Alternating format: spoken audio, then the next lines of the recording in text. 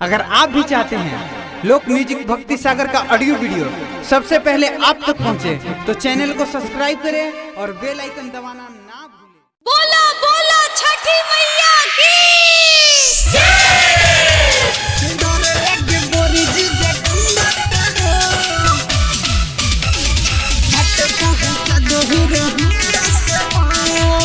Recording studio Maniyari बाजार।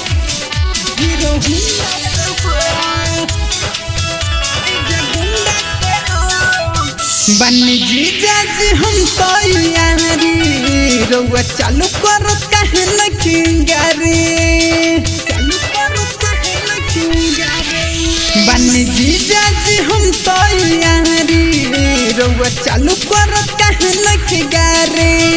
सब घरवा के गोइल बनियो केले पोरो गोइल मत टिका कोई नहीं बुंदा से हो। डर लगे बोरी जीजा गुंडा से हो। घाट पहुँचा दो हीरो होंडा से हो। डर लगे बोरी जीजा गुंडा से हो। घाट पहुँचा दो हीरो होंडा से हो। डर लगे बोरी जीजा गुंडा से हो। रिकॉर्डिंग स्टूडियो मनियारी बाजार। डर लगे बोरी जीजा गुंडा से हो। घाट पहुँचा दो हीरो होंडा से हो।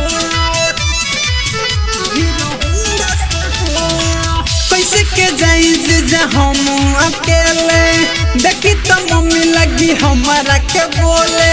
सुनिए जीजा छठी घाटे पहुँचा दिए, भले नुजोरी तो निकासानु तेले।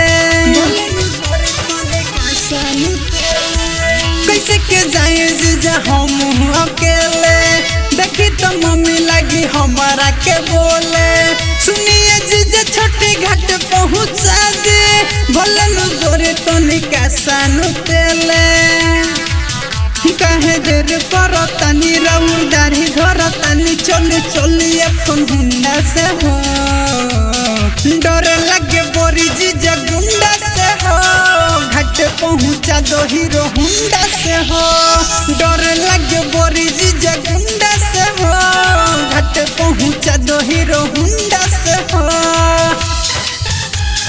डर लगे बोरी जीजा गुंडा से हो।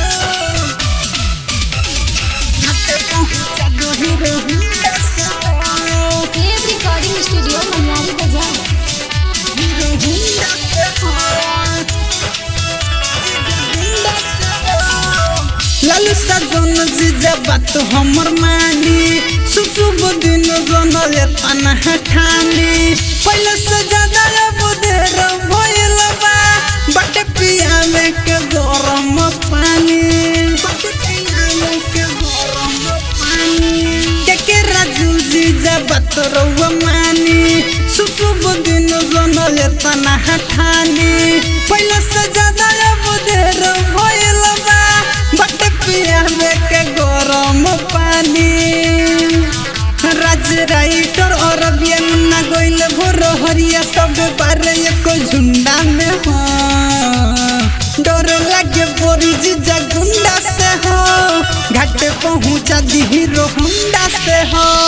डर लगे बोरी जीजा गुंडा से हो। घाट पहुँचा दी हीरो होंडा से हो।